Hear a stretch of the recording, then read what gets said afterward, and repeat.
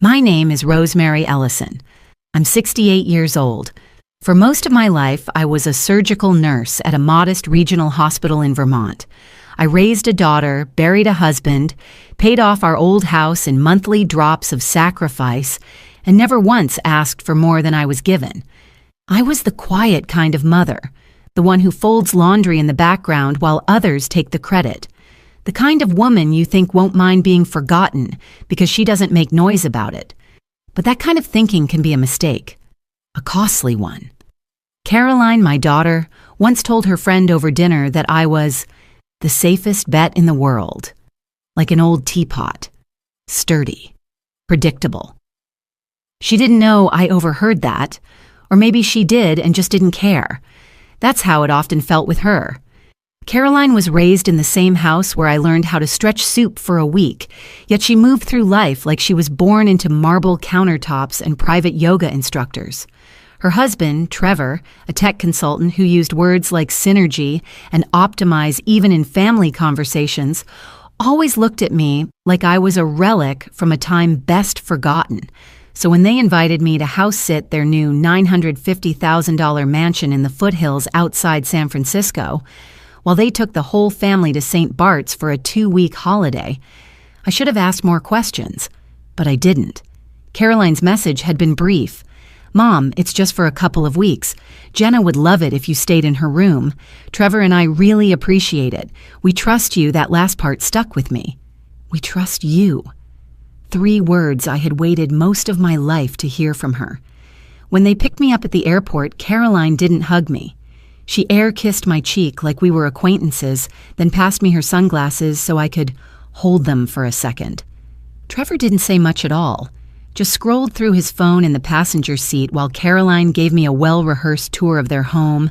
Skylights, underfloor heating, automated blinds, glass everywhere.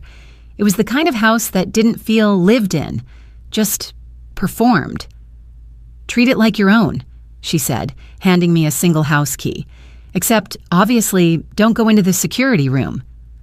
"That's where all Trevor's work servers are." She said it quickly, like an afterthought. I nodded. The security room was behind a sleek white door near the laundry hallway. The door had no label, just a digital keypad and a blinking green light above it. It looked like it belonged in a tech startup, not a home. I didn't plan to touch it.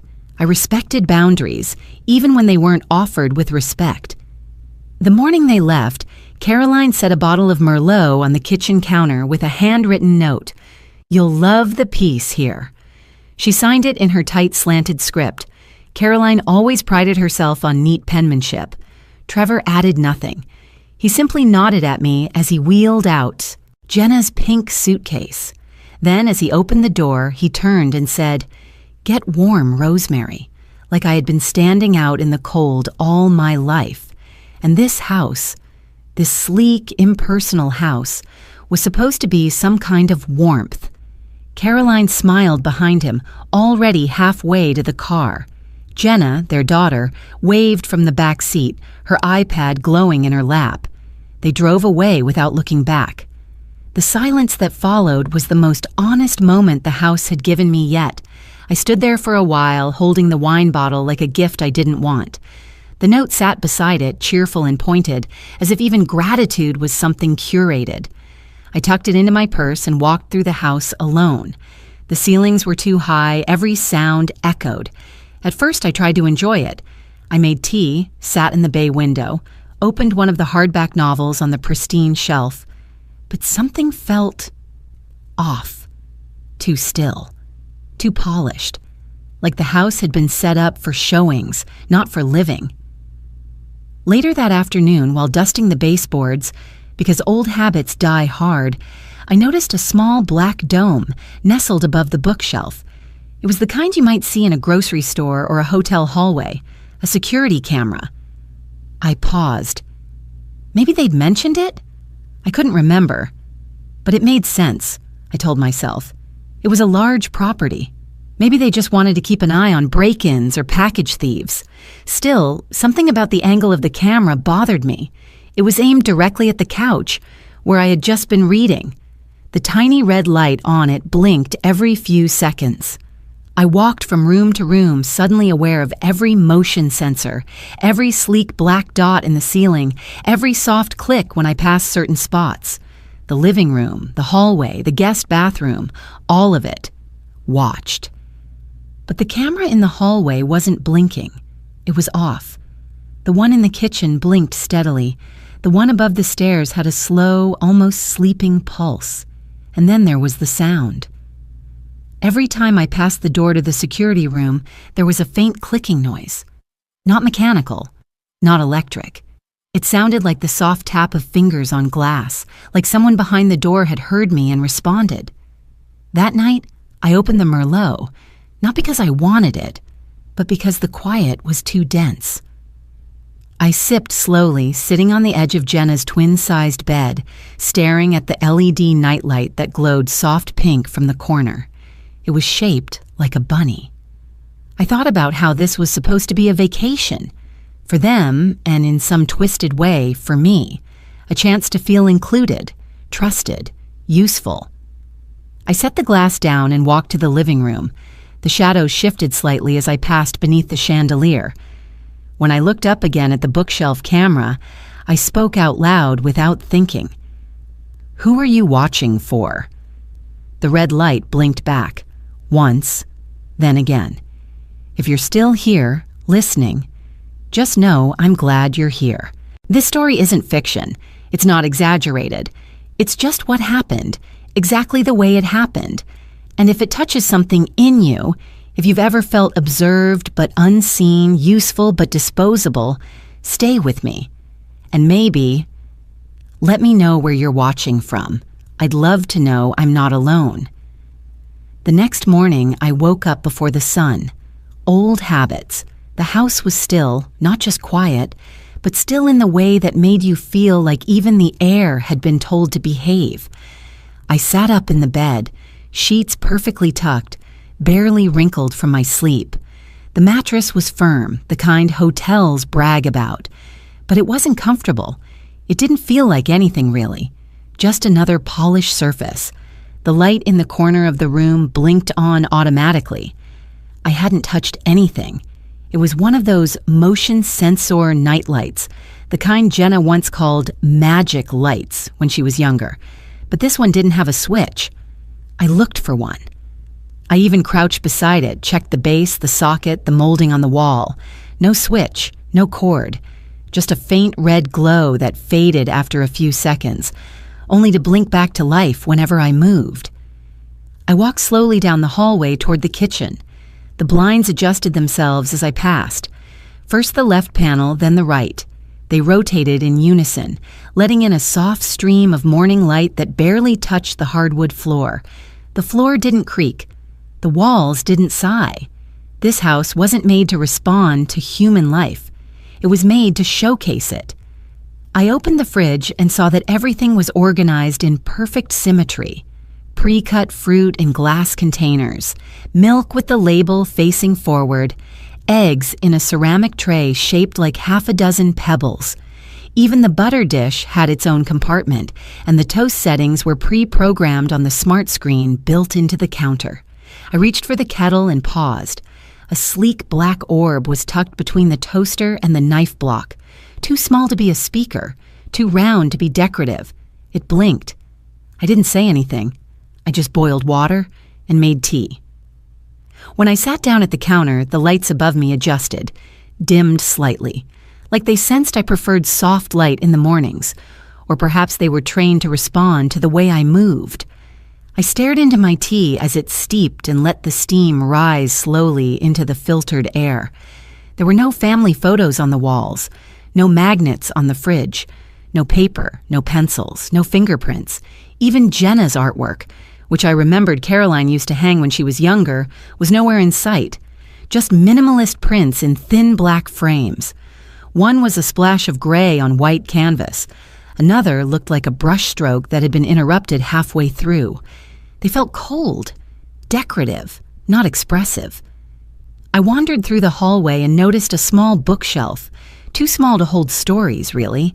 More like a collection of color-coded spines arranged by tone. Beige, ash, bone, white. not a single crease among them. I pulled one out. Its pages were crisp, untouched. I slid it back in place and looked toward the hallway leading to the laundry room. That's when I heard it again. Click. It was faint, like a tap, a rhythmic, tiny sound just as I passed the white door Caroline had called the security room. The green light above the keypad blinked softly. Nothing alarming, nothing urgent, but I could have sworn the sound only happened when I walked by. I leaned in closer and held my breath. Silence. Then the moment I stepped away, click. I stared at the door. Not because I wanted to open it, I didn't, but because it felt like it knew I was there, like something beyond it had noticed. Later that afternoon, I decided to water the plants in the glass atrium off the dining room. Caroline had mentioned that the hydrangeas needed a little attention and joked that she'd rather leave them with me than risk Trevor forgetting. I didn't mind. I loved tending to something that didn't talk back. The atrium was spotless, every leaf pristine, the soil soft but dry. As I bent over to water the base of one of the larger pots, I noticed a strange shadow near the baseboard. I reached over and brushed back a decorative lantern that had been placed beside the planter. Behind it, partially concealed, was a small white device with a blinking light. It was angled upward, toward the chair where I had been reading the evening before. I froze. Not because I was scared. I was unnerved.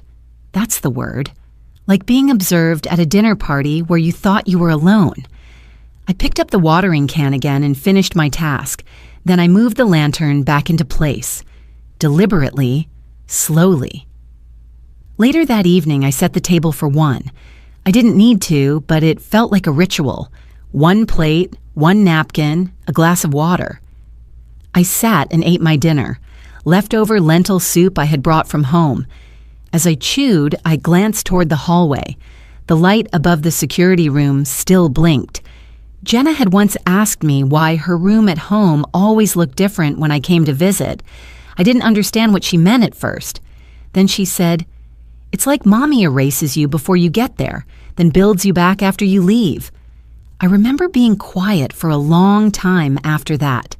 I didn't know how to explain to an 8-year-old what it felt like to be edited out of someone's life. That night, I crawled back into bed. The mattress hadn't softened. The sheets still smelled faintly of starch and lavender. As I lay down, the nightlight blinked on again. Soft red, then off, then on. I closed my eyes and let the silence wrap itself around me like gauze. Not warm, not cold, just enough to remember that this house had space for everyone, except the people who leave marks. I woke up around 2:30 a.m., not from a sound, but from a feeling, a tension in the air like someone had just left the room, or maybe was still in it. I sat up slowly, listening. Nothing. No creaks, no wind, not even the hum of a fridge, just a stillness so complete it pressed against my skin. As I reached for my glass of water on the nightstand, something caught my eye. A flicker, barely there. I looked up. Near the corner of the ceiling, just above the closet, a red dot blinked once, paused, blinked again. I stared at it. Blinking back, my breath held so tightly in my chest it hurt. It was small, easy to miss if you weren't looking, but once I saw it, I couldn't unsee it. I lay back, eyes still on that light. It didn't pulse like a smoke detector. It was rhythmic, deliberate, alive. I didn't sleep after that. I turned on the lamp beside the bed and sat up against the headboard, knees pulled close. I told myself it was nothing. Maybe a light sensor or a humidity detector. But I had been a nurse for 37 years. I knew the difference between a device meant to monitor an environment and one meant to monitor a person. In the morning, I didn't follow my usual routine. I didn't sit with tea by the window or water the plants. Instead, I grabbed a small notepad from the junk drawer in the kitchen and started moving room by room, slowly, carefully. I called it dusting in my mind, though I wasn't holding a rag. I was looking. looking for angles, reflections, subtle red lights, things that didn't belong. The living room had two, one nestled inside a decorative orb on the bookshelf, another tucked just beneath the frame of a recessed ceiling light. Both had the same tiny blink. I jotted them down. Living room, bookcase, ceiling. West corner, I kept moving. The hallway held one in the thermostat. The screen was touch-sensitive, but beneath it, a dot so small I had to tilt my head to see it. In the kitchen, the camera was hidden in what I thought was a timer. It sat mounted near the stove, round and brushed silver, almost artistic. It faced the kitchen island directly where I had eaten dinner the night before. I stared at it for a long time, then wrote, kitchen, above fridge. Timer shell. I made my way to the laundry room where I heard the same faint click again. This time I stood still before walking in. The sound repeated just once, then silence. On the shelf above the dryer was a small speaker, or what I assumed was a speaker. I lifted it. Underneath was a slit, barely wider than a coin, a lens. That's when I began to feel it. Not just that I was being watched, but that I had been watched. For days, maybe longer. My skin prickled beneath my sweater. I closed the laundry room door gently, not because I wanted to be discreet, but because suddenly I didn't want the house to know what I was doing. I moved to the far hallway, the one that curved near the formal dining room. Caroline had mentioned the lighting in that wing was smart adjusted, meaning it would adapt to the time of day. As I stepped into it, the lights warmed automatically. But when I reached the built-in cabinet by the wall, I noticed something strange. One of the panels didn't sit flush like the others. I ran my fingers along the side and felt a tiny groove. It wasn't visible, but it was there. I pressed lightly, and with a soft click, the panel opened. Inside was a narrow storage recess, no larger than a shoebox, built between the studs. It wasn't empty. A mesh of wires ran from a small square box mounted into the back. Two blinking green lights. Below that, a chip, not unlike a hard drive, was slotted into place. It was labeled in tiny black letters, Zone 3, MSTR/LDY/guest. I didn't touch anything. I just stood there, letting my eyes adjust, letting my breath slow. Then I quietly closed the panel and backed away. Later that afternoon, I sat in the bay window with my notepad, reviewing the list. 8 cameras in total. Likely more I hadn't found yet. I began sketching a simple map of the house and marking each location, each one angled toward where someone might sit, sleep, eat, or speak. Not security, observation, behavioral tracking. I thought back to something Caroline had said once during brunch when Trevor was explaining their latest home tech updates. "Our house listens better than people do," she had joked, sipping her smoothie.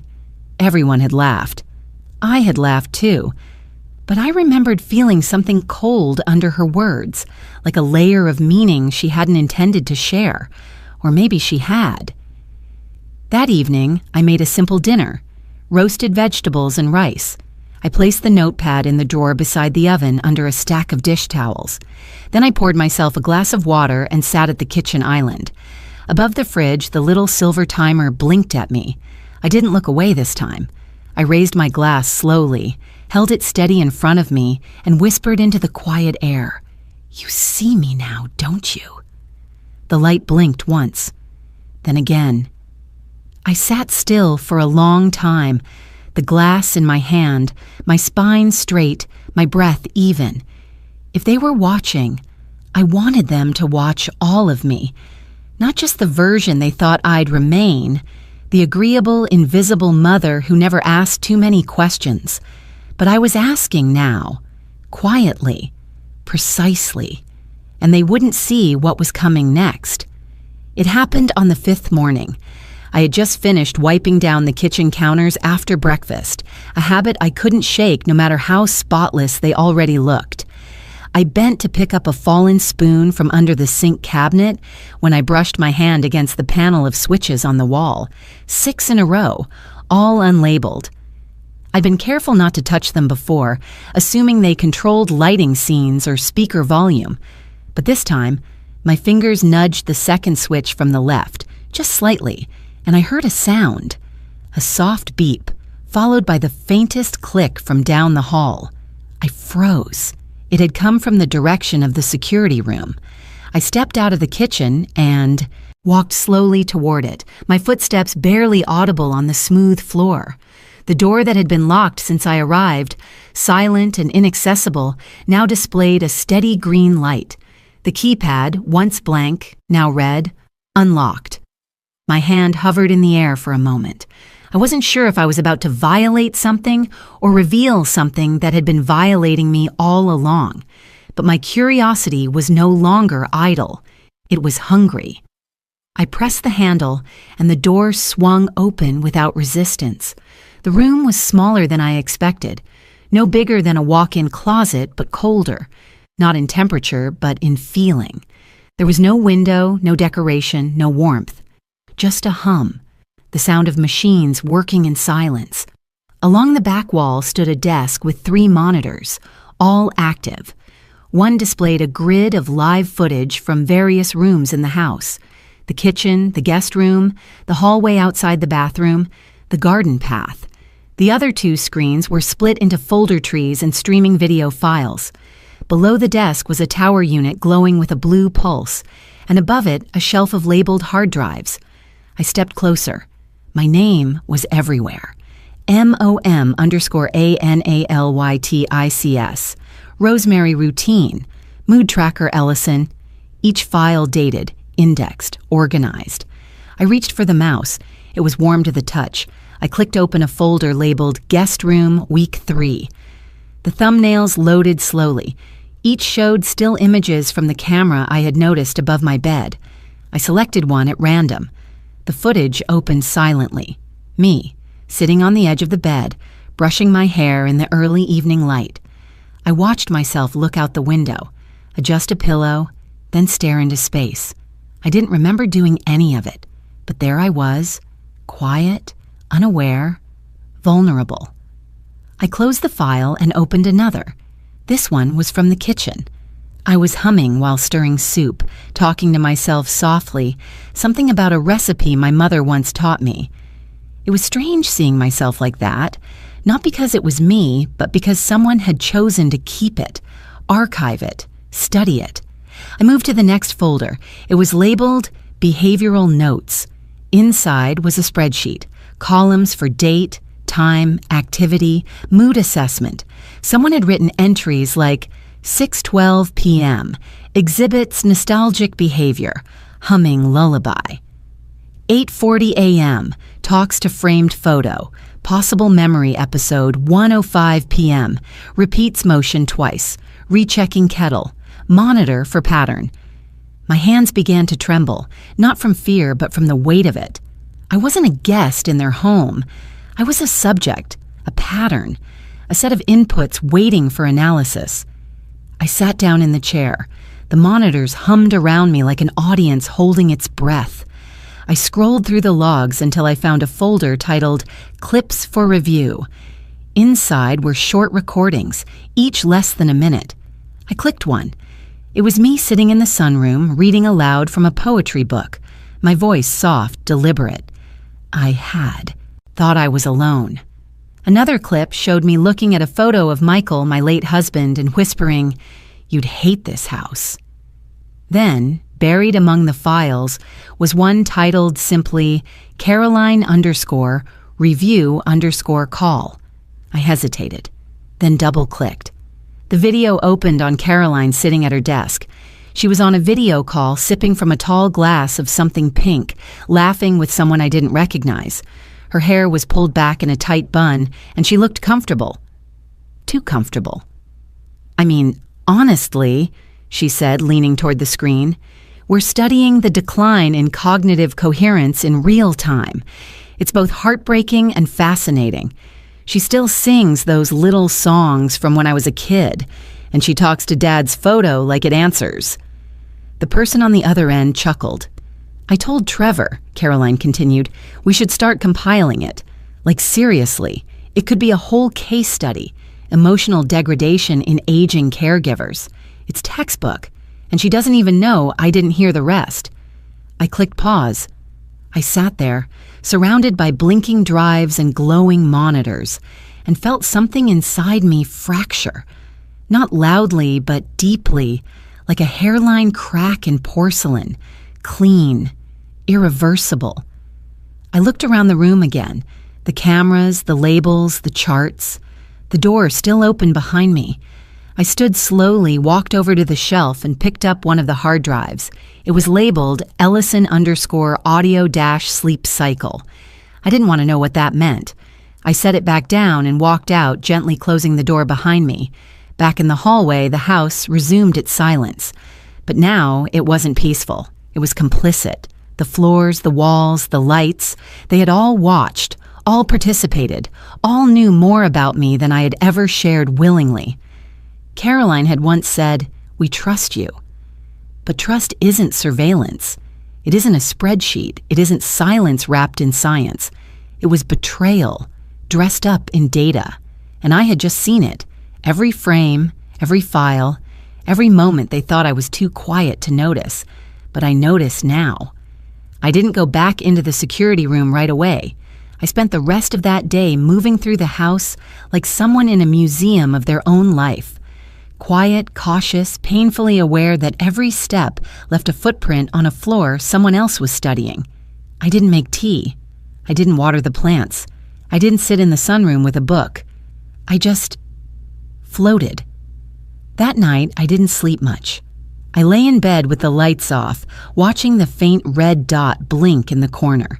I'd covered it with a scarf earlier, but the cloth slipped, and I didn't bother to fix it. Let it watch. I wasn't afraid anymore, just hollow. By morning, I knew I had to go back. I needed to understand what they had built, what they had done. It wasn't enough to feel betrayed. I needed to know how far the betrayal reached. The door to the security room remained unlocked, as if it had been waiting for me. This time, I brought my reading glasses and a notebook. The system was more complex than I realized. It wasn't just video footage and audio logs, it was data. Aggregated, color-coded, algorithmically sorted data. There were folders labeled with terms like affective analysis, behavioral drift, cognitive trends, and one that simply said Phase 2. I opened Affective Analysis. Inside was a dashboard, clearly designed by Trevor or someone he worked with. It tracked my emotional states over time, based on facial expressions, tone of voice, physical habits. Each day had a summary. Mood subdued. Mood nostalgic. Mood erratic, cross-referenced. There were pie charts and heat maps. I was a project, not a person. I moved to the folder Cognitive Trends. Here were longer reports, multi-page documents with clinical headings. One read, Speech pattern deceleration over 90 days. Another, Memory loop indicators, subject referencing deceased spouse repeatedly. The language was cold, detached. I wasn't Rosemary Ellison, mother, widow, retired nurse. I was subject RE, and apparently I was showing signs of decline. Then I saw the PDF, recommendation_report_Q4. I opened it, and the first line stole the air from my chest. Subject RE shows consistent markers of early-stage cognitive regression. Recommendation: initiate transition to assisted care evaluation by Q4 to ensure proactive estate and welfare planning. I read it twice, then a third time. My hands went cold. They weren't just watching me. They were planning around me, preparing to move me like a chess piece off the board. My mind raced. Was this why Caroline had been so insistent about me staying here while they traveled? To collect data? To build a case? The door behind me remained open, casting a sliver of hallway light onto the floor. I sat back in the chair and closed my eyes. Not to cry. I didn't feel tears coming yet. I felt something worse. Like I had been hollowed out slowly over weeks and only now realized how empty the house had made me. I opened the folder titled Internal. Inside were communications, emails, message drafts, presentation slides. One draft email caught my attention. 2. Investor@lifetact.ai. The subject line read, Potential Application, Observational Study, Passive Aging Capture. The sender was Trevor. I clicked to open. It wasn't finished, but it was enough. Hi, Max. Attaching preliminary results from our passive monitoring install. Pilot case, RE. Data points are compelling, especially the morning to evening affective curve. We might package it as an emotional surveillance case study. Could support the next round of funding he was selling me. Or trying to. Not just my privacy, but my decline, my memories, my loneliness. I leaned back in the chair, staring at the screen. The cursor in the email blinked at the end of his unfinished sentence. Like it, too, was waiting to see if I understood yet. I did. I opened the slides he'd attached. There was a title on the first one, The Mother File, Real-Time Insights from Familiar Proximity. The next slide had a heat map of my movement in the house over the course of a day, bright spots in the kitchen, hallway, guest room. The caption read, Patterns of drift when alone versus engaged. Another slide showed timestamps next to emotional tags. Long silence, potential sadness. Soft speech, uncertain. Self-correction in storytelling. And then came a video clip embedded in the presentation. I didn't want to press play, but I did. It was me. Sitting at the dining room table reading an old letter from Michael. I'd found it in my suitcase on the second night and opened it while eating soup. The camera had captured the moment I paused, pressed the paper to my chest, and whispered, I miss you, old man. The caption below the clip read, Memory Anchoring Event. Strong, effective trigger. I reached for my notebook, but my hand froze mid-air. What was I going to write? That I had just discovered my daughter and her husband had been studying me like a lab rat? That they had reduced my memories to metadata? Instead, I closed the presentation and opened one last folder, Jenna. There was only one file, a voice memo, probably recorded on Caroline's phone. Jenna's voice came through softly. Mommy said Grandma forgets things now. She said it's okay, but we're watching to make sure she doesn't get lost. I pressed stop. That was the moment the tears came, not because of what Caroline had said or even what Trevor had built, but because Jenna, my sweet girl, had been taught to think I was disappearing. I wasn't disappearing. I was being erased, but not quietly, not anymore. I had seen the file. I had read the plan. I wasn't going to wait for Q4 or whatever phase they thought they were entering next. I stood up, took a long breath, and looked around that cold, humming room. They had called it the mother file, but they had no idea what a mother remembers or what she can do once she's been broken open. I didn't panic. I didn't storm. I didn't call Caroline or Trevor to scream.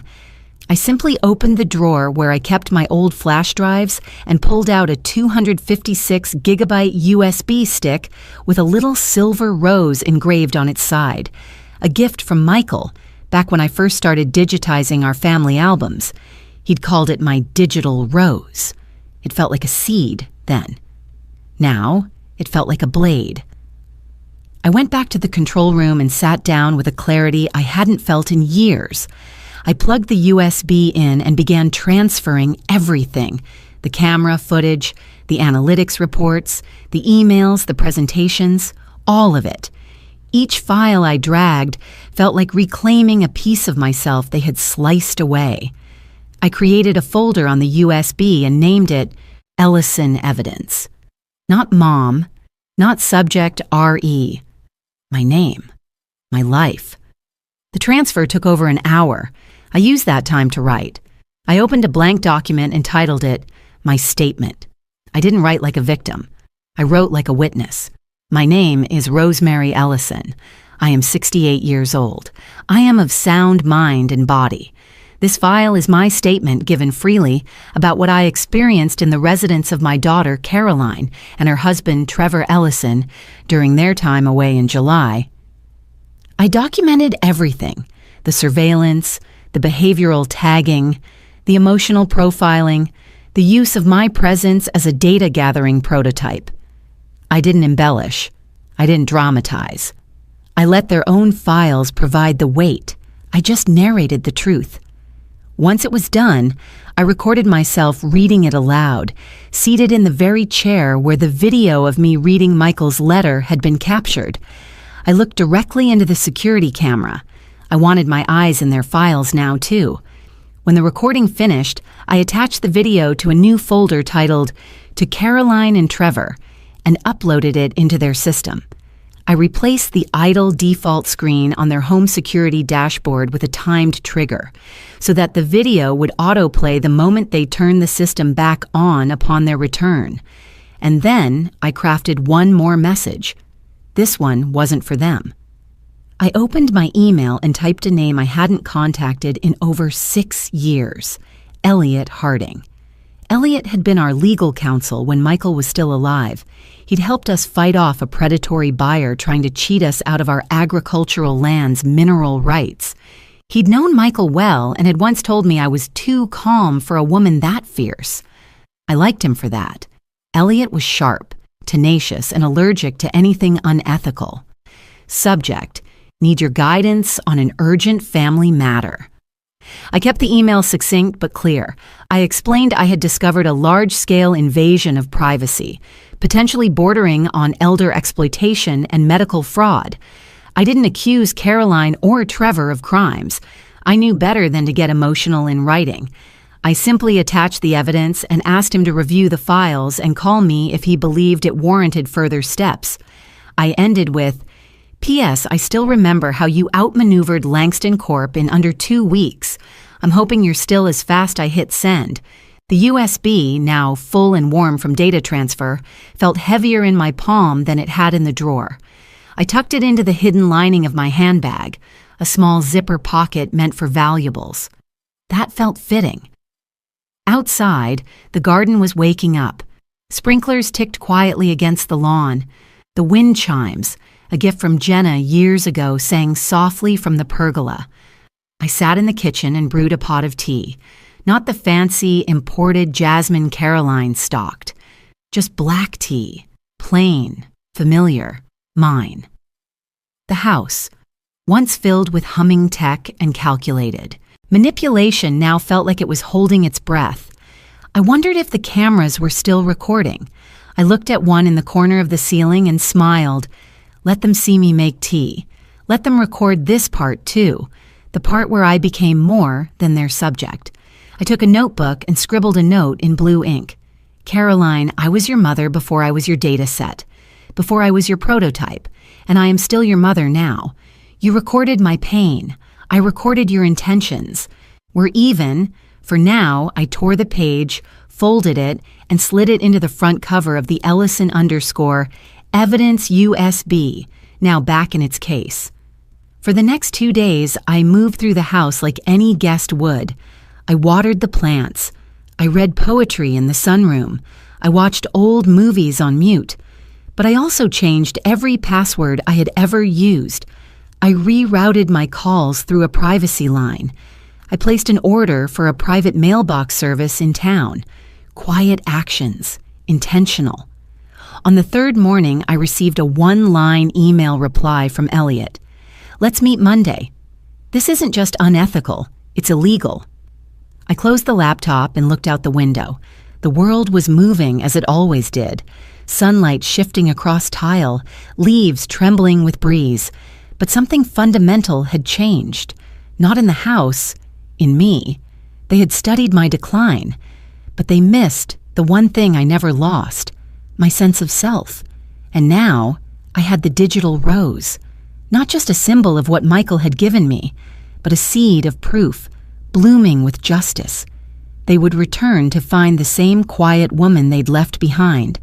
Only this time, the quiet wasn't compliance. It was preparation. The evening they returned, the house welcomed them with quiet so profound it could slice through skin. I had already left. The dishwasher was emptied, the towels folded, my bedroom immaculately made. I even left a half-full bottle of the Merlot they'd offered me on the kitchen counter, opened, untouched. What I didn't leave behind was silence. As they entered the foyer, the security system, now reactivated, whirred softly to life. The hallway light blinked once, then the screen near the thermostat glowed. And there I was, a still image of me, sitting in their sunroom in my pale cardigan, eyes clear, spine straight. Then my voice. "You forgot I was once a nurse," the screen played. "I know how to document pain." I wasn't looking at the camera when I said it. I had my hands folded on my lap, calm, as if speaking to a patient I had just soothed. But my tone, measured, low, cut sharper than any reprimand. They froze, I imagine. Trevor with his smartwatch blinking on his wrist, Caroline still clutching her monogrammed travel bag, watching me speak inside their system. "You studied my habits. You measured my routines. You categorized my coherence. But you never once asked me how I felt." The next clip began without transition. Footage of Caroline from weeks ago, sitting with Trevor in the very same kitchen where they now stood. Her voice floated through the speakers. "I just think we need to act before her decision-making slips too far." "The cognitive baselines are borderline already," Trevor's reply, casual. "If we wait till the end of the quarter, we can document it cleanly, package it ethically." Silence again. Then another recording. Caroline in her office, flipping through a printed spreadsheet labeled mom_sentiment index_V3. "We'll never get this kind of longitudinal data again," she murmured. "It's both heartbreaking and, well, useful." I had left those moments there for them, deliberately. I could have deleted them, but no. Some truths need to echo. I imagined Trevor rushed to the control panel, typing in his override code, only to find the interface locked out. I had changed the access sequence. They would see a single message appear: "System activity backed up externally. Tampering will be noted." No signature. Just that. Upstairs, I left another breadcrumb. In the drawer of my guest room nightstand, beneath the Bible Caroline had once placed there, as a nice touch, I slipped in a sealed envelope. Inside, a printed list of every file I'd exported and the contact information for Elliot Harding, my attorney. On the flap, I wrote in cursive, "In case you forget who raised you." But the final precaution wasn't for them. It was for the world. 2 days before they returned, I scheduled an email to several media outlets, independent investigative reporters, elder rights advocates, and one podcast host who had once interviewed me after Michael's death about rural health care injustice. The email subject line read, "If I disappear, start here." In the body, I explained that I had uncovered a privately run surveillance operation designed to monitor and categorize the emotional and cognitive health of an elderly subject, myself, under the guise of family care. I did not accuse. I presented. I attached copies of sanitized documentation, metadata logs, analysis charts, video transcripts, and I timed it. The emails were scheduled to send 48 hours after Caroline and Trevor's return, unless I canceled them, which of course I had no intention of doing. Back in their house, I suspect they began arguing. Caroline's voice rising, Trevor pacing, both of them pointing at different parts of the system, trying to regain control. But they wouldn't find a reset button. They wouldn't find a way to scrub what they had already done. I had moved first. They had studied me like a data set. But I had learned something from all those years as a nurse, from all those nights sitting by bedsides, from all those mornings poring over charts, catching anomalies no one else saw. People reveal themselves not in noise, but in the spaces between. They had underestimated the power of stillness. They had mistaken silence for absence. And now, Silence was all they could hear. But it was no longer theirs. It was mine. The lavender had started to bloom when I stepped into the garden. It was late afternoon, the light soft and slanting, the way it used to fall across our kitchen floor when Caroline was still little, coloring at the table while I prepared dinner. Back then, silence meant peace. Now, it was war in disguise. I stood near the stone bench beneath the cedar tree, facing the path from the house. They came out together. Caroline in flats and a cream sweater far too clean for someone who claimed to love gardening, Trevor in his crisp polo and a face that didn't know how to look sorry. Caroline spoke first.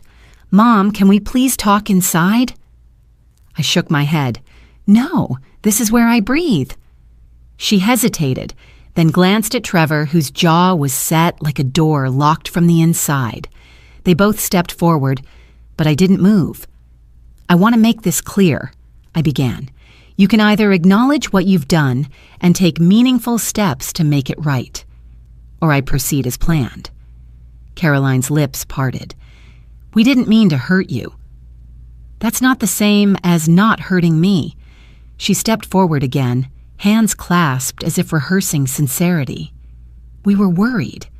You've been forgetting things lately, repeating yourself. You called Jenna by the wrong name last month." I nodded slowly. "So you decided to monitor my every move? Label my habits? Record me singing lullabies and talking to your father's photo?" Trevor finally spoke.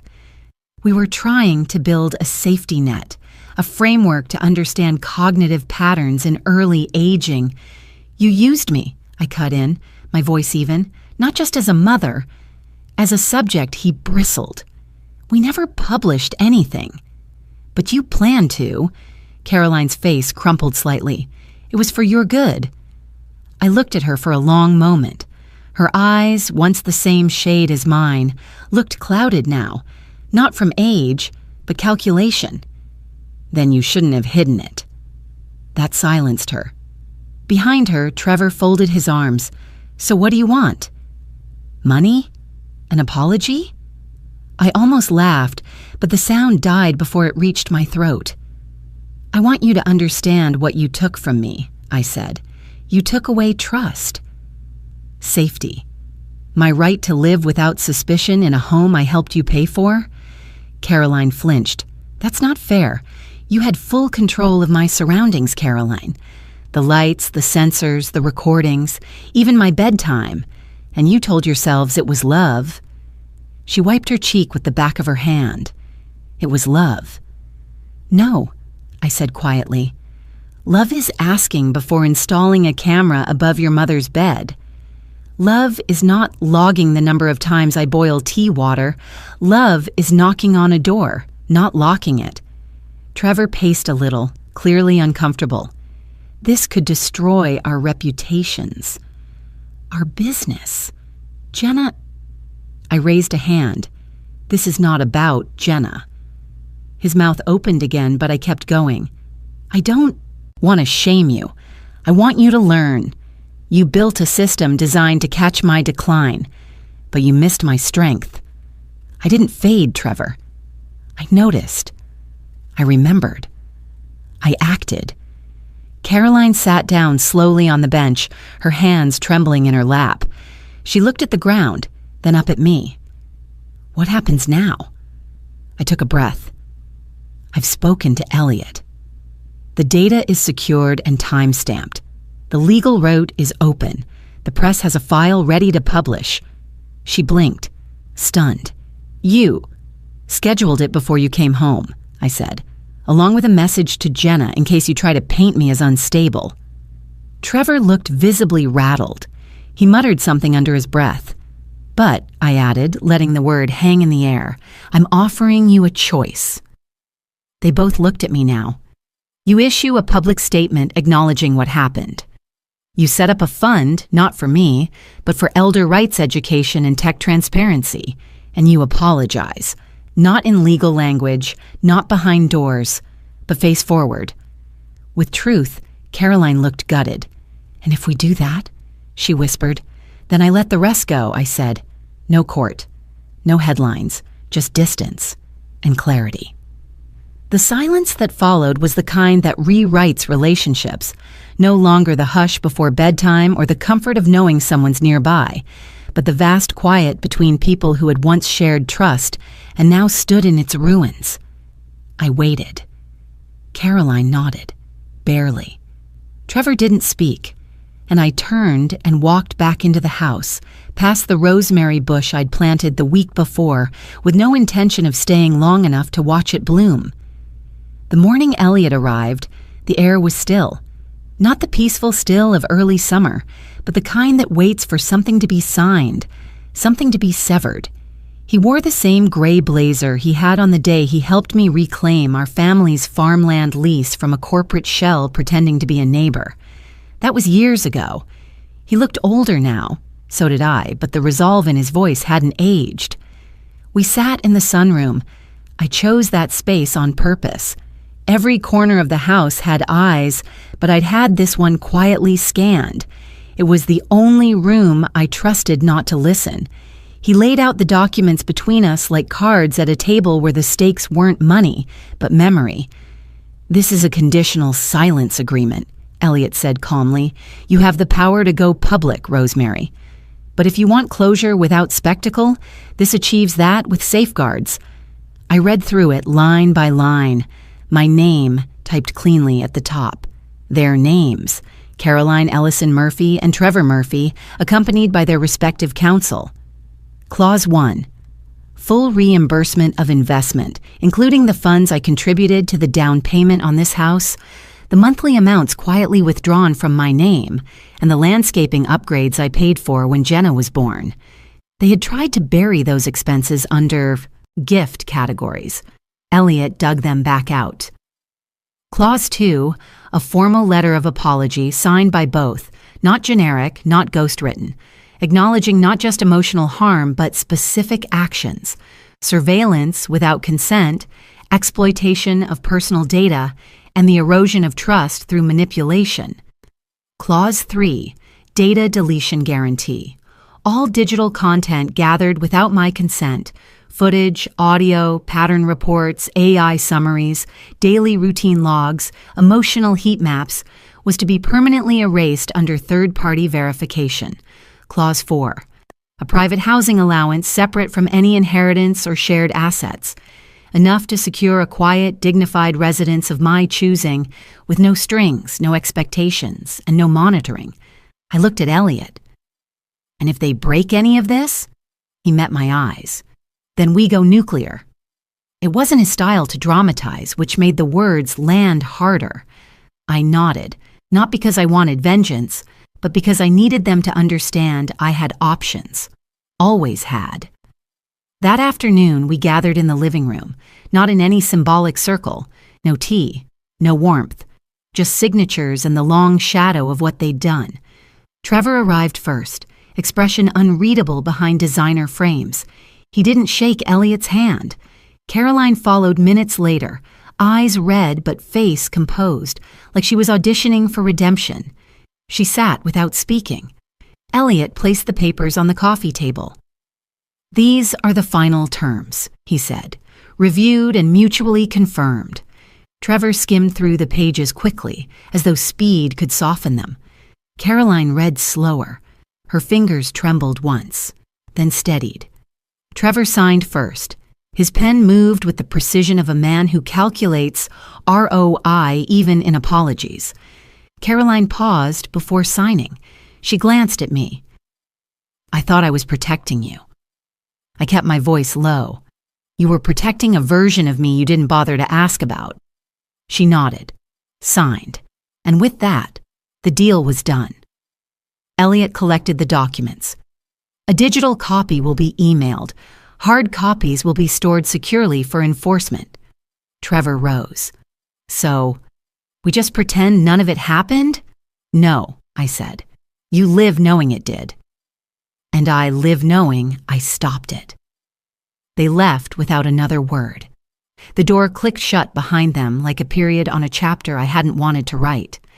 Elliot stayed behind a few minutes longer. "You did this with grace," he said, Most people would have gone straight for blood.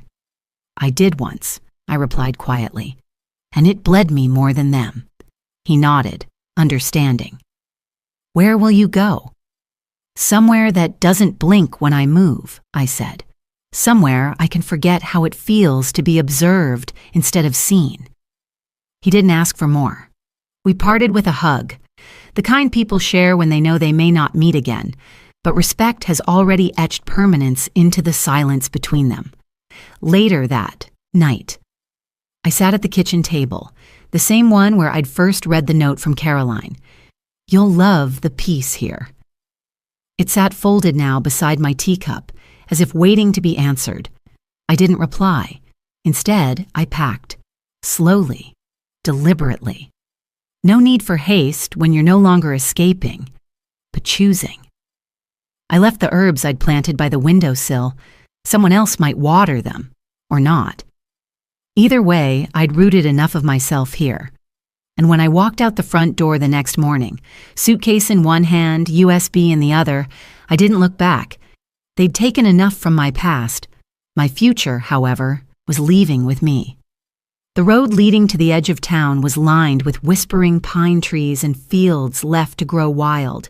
It felt like driving into a different kind of silence, one that wasn't forced on me, but chosen.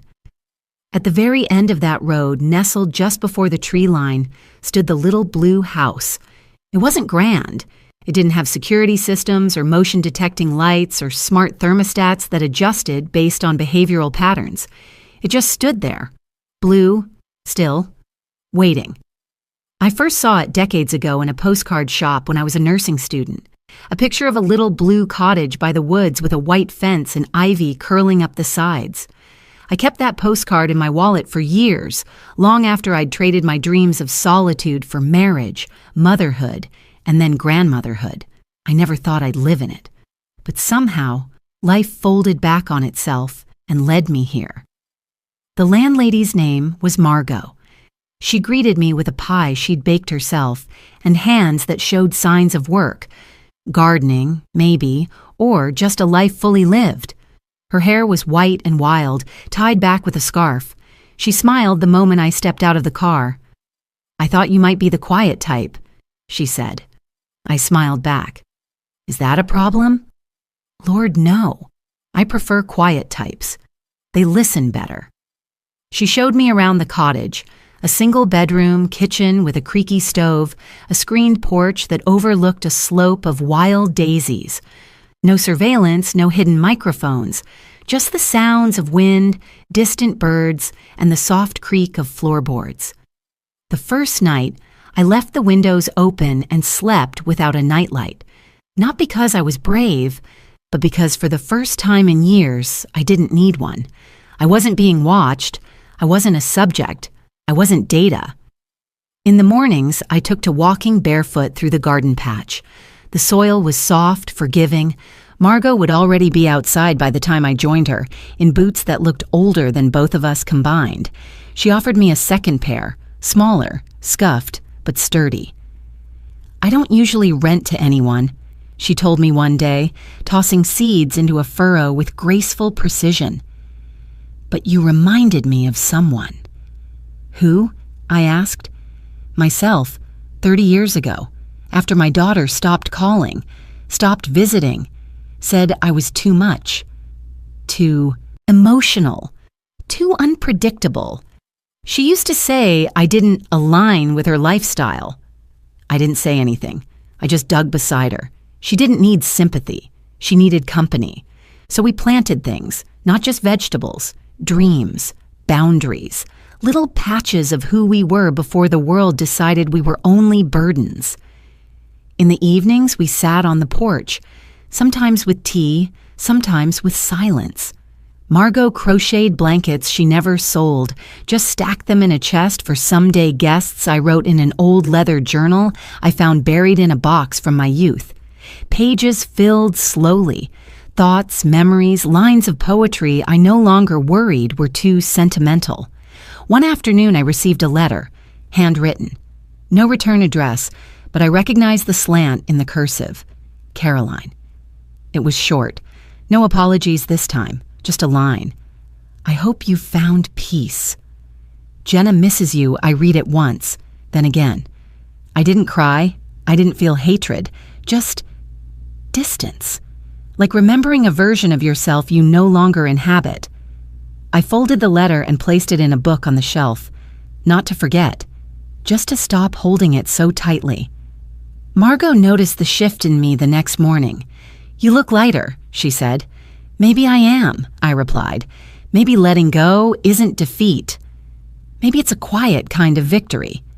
She nodded like she already knew. As summer deepened, the garden thrived. Tomatoes hung like lanterns. Lavender spilled over the edges of the stone path. The air was thick with bees and the hum of things finding their place. I found myself laughing more, not big, loud laughter, but that soft, contented kind that bubbles up when your hands are in the earth and nothing aches quite as much as it used to. Margot taught me how to pickle cucumbers. I taught her how to make scones from an old Scottish recipe my mother once knew.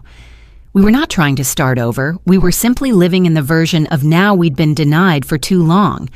We started calling our patch of earth the Quiet Acre. It was our private joke. Two women discarded by their families, growing things in silence, building a kind of sisterhood that didn't need permission. Some evenings, I'd look out from the porch and think about everything that had happened. The cameras, the files, the analysis of my routines, my emotions, my humanity. I thought about how easily people can reduce others to numbers, how they wrap control in the language of care. But I also thought about what survived. Dignity, autonomy, my voice, my name. I wasn't anyone's study anymore. I was Rosemary Ellison, former nurse, mother, widow, gardener, friend. Not a subject, not a burden, just a woman who had learned, finally, to live without being measured.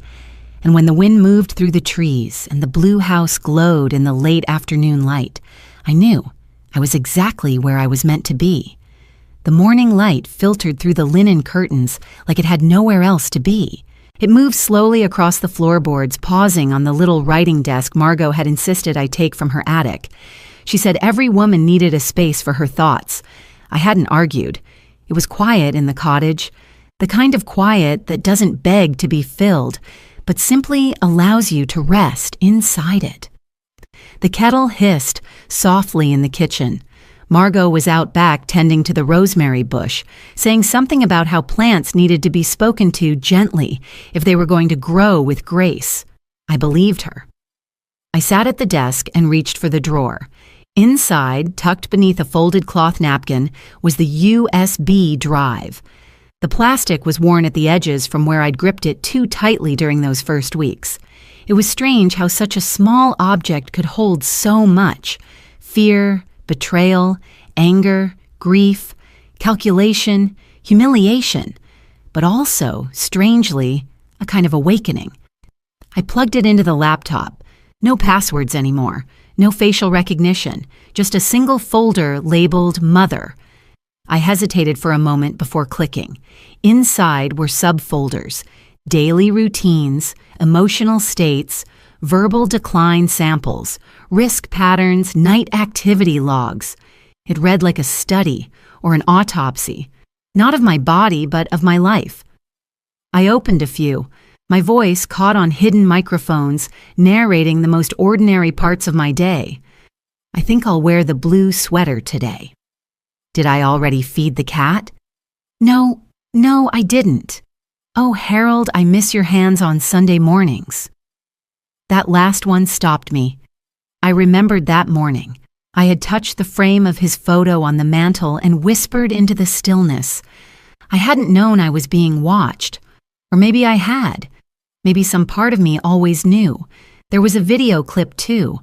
A shaky infrared recording of me singing softly to myself in the kitchen.